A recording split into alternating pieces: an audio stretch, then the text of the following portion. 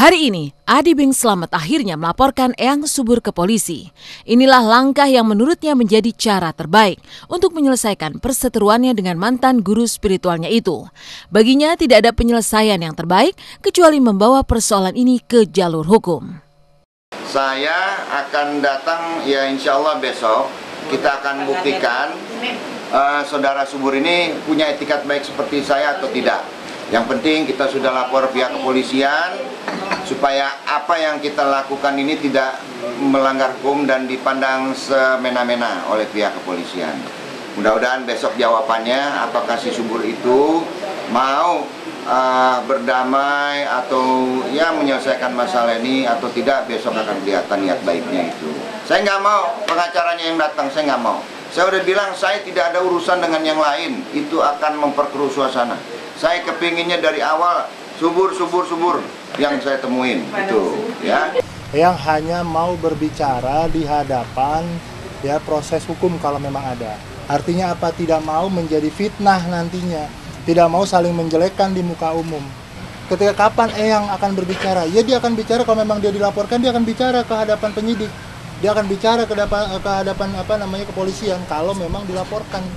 Sekarang kalau memangnya Adi memang dia mau proses hukum, silakan deh, kita tunggu. Kedatangan Adi ke Polda Metro Jaya menurutnya tidak sendirian, sebab akan banyak korban-korban subur yang ikut bergabung dengannya. Mereka adalah orang-orang yang pernah dizolimi, namun selama ini ketakutan oleh intimidasi serta sumpah yang ditiupkan subur.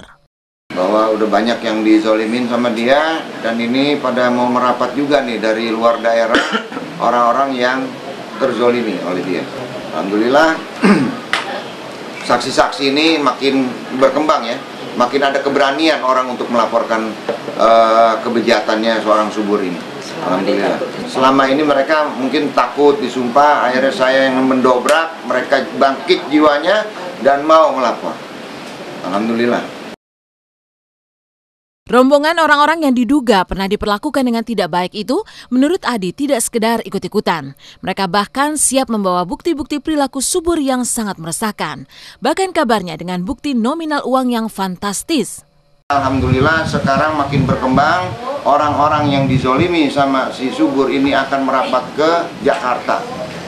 Dan mereka akan membawa bukti-bukti secara otentik ya. Dan dari pihak laskarnya Ki Kusumo juga ternyata di Surabaya itu ada juga yang pernah kena tipu. Nah, ini udah melebar kemana-mana nih. Gitu. Nanti yang benar-benar cinta kepada Allah ya itu akan ikut di perahu ini. Ya, jadi di perjuangan ini akan bersatu. Meskipun mau dipecah belah, tapi nanti Allah yang akan buktikan siapa yang benar-benar cinta kepada Sang Khalik ya, Tuhan Yang Maha Esa. Jadi jangan coba-coba ya, istilahnya dari pihak Subur dengan segala macam cara ingin merangkul orang-orang, membuat kekuatan yang dipaksakan, yang malah mengarah ke tidak jelas. Ternyata yang dizolimin sama dia itu pada merapat ke saya dan ada buktinya. Ada buktinya. Tertulis. Ada nominalnya. Oh siap. Waduh ini dahsyat nih, jumlahnya banyak lagi. Jumlah nominalnya. Waduh, pantas nggak mau keluar, gila banyak masalahnya.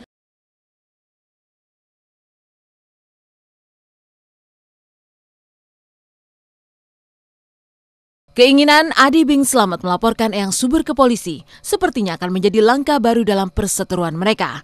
Tapi pihak Subur sendiri juga tidak pernah takut dengan apapun, termasuk menghadapi Adi di jalur hukum.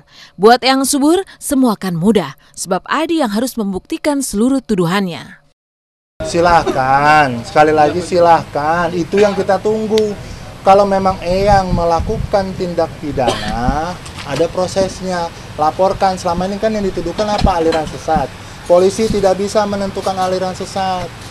Yang kedua, apa?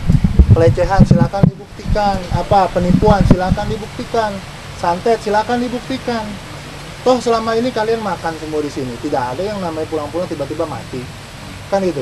Katanya 3 meter dari rumahnya masuk mati. Nah, buktinya ini masih hidup semua. Alhamdulillah sehat.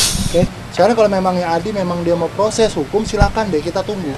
Pertama, kita akan meminta aparat akan lebih baik kita bertemu di Polda. Itu akan lebih adil.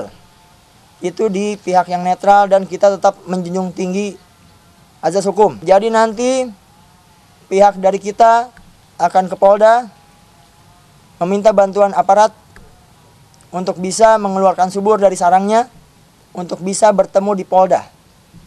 Di situ tempat yang netral dan tempat yang dipenuhi dengan hukum. Jadi tidak akan ada anarkis. Tetapi apabila aparat pun tidak sanggup mengeluarkan subur dari sarangnya, jangan salahkan kalau pihak kami yang akan menjemput subur. Jadi menyerahkan ke Polda. Kami akan jemput subur dan menyerahkan ke Polda. Kita menjunjung tinggi dengan azas hukum. Kita anti anarkis, kita anti kekerasan. Ya. Tapi apabila pihak subur yang memulai, ya kamu jual, kami beli. Sekali lagi kami berjanji tidak akan melakukan anarkis. Nah mudah-mudahan dia mau dipanggil ke Polda. Kalau dia nggak mau dipanggil ke Polda, ya dia bilang gaibnya nggak ngizinin, nggak bisa. Gaib yang mana yang nggak ngizinin orang untuk bersilaturahmi untuk kebaikan? Gaib yang mana? Ayo buktikan kalau misalkan dia juga punya niatan yang baik, dimanapun tempatnya deh. Tapi saya pilih di Polda, udah.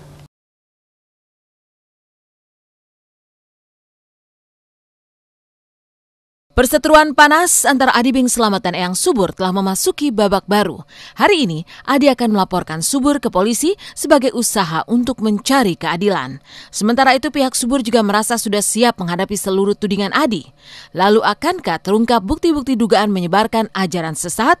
Akankah Eyang Subur memenuhi panggilan polisi?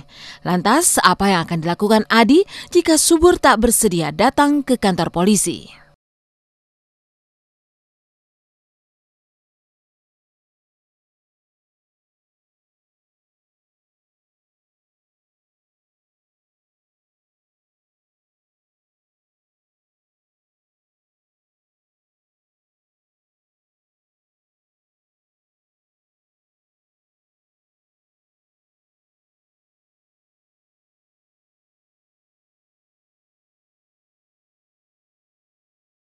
Memang pihak kepolisian nggak punya mekanisme. Ada mekanisme hukum yang harus dilakukan gitu loh. Artinya apa? Semuanya harus prosedural. Kan itu. Kalau pihak penyidik mau jemput paksa memang dia terpidana. Konflik panas antara Adi Bing Slamet dengan mantan guru spiritualnya barangkali memang masih akan panjang. Apalagi Adi baru akan melaporkannya hari ini. Lalu akankah terungkap bukti-bukti Subur diduga menyebar ajaran sesat? Mungkinkah pria berusia 70 tahun itu akan memenuhi panggilan penyidik? Lalu benarkah pihak Adi siap menggerebek Subur jika panggilan polisi tak diindahkan?